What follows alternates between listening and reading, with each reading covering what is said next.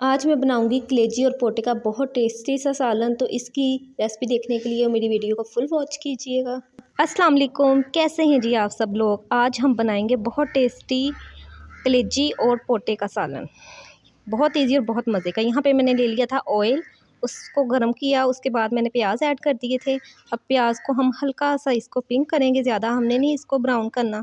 और जो है मेरे चैनल पे नए, चैनल को करें सब्सक्राइब, लाइक और शेयर, और अच्छे अच्छे से कमेंट्स भी किया करें। यहाँ पे हो गया था प्याज ब्राउन, हल्का सा किया था मैंने, ज़्यादा नहीं किया। तो इसमें डाल दिया मैंने अदरक लहसुन का पेस्ट। उसमें मैंने सब्ज़ मिर्चें भी 4 से 5 पीसी थी, इससे बहुत अच्छा टेस्ट आएगा।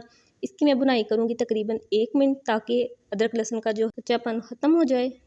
अदरक लहसुन की मैंने तकरीबन 1 मिनट भुनाई कर ली थी। उसमें मैंने डाल दिया था टमाटर 1 अदद। तो अब इसको मैं भूनूंगी और इसको सॉफ्ट करके फिर इसमें तमाम अदद जो मसाले हैं वो मैं ऐड कर दूंगी। और मसालों में गया था 1 चम्मच कुटी हुई लाल मिर्च, 1 चम्मच खुश्क धनिया पाउडर, आधा चम्मच हल्दी और आधा चम्मच ही नमक।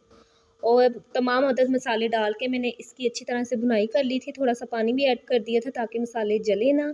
इसकी भुनाई करने के बाद मैंने इसमें डाले थे सबसे पहले पोटे, क्योंकि पोटे जो हैं वो कलेजी के बनिस्बत काफ़ी टाइम लेते हैं गलने में। और इनकी भी मैंने 3 से 4 मिनट मसाले में अच्छी तरह से भुनाई की थी। उसके बाद मैंने इसमें 1 गिलास पानी का डाल के इसको तकरीबन 15 मिनट गलाने के लिए रखा था। जब ये गल गए थे तो उसमें मैंने फिर एंड पे जाके कलेजी को ऐड किया था।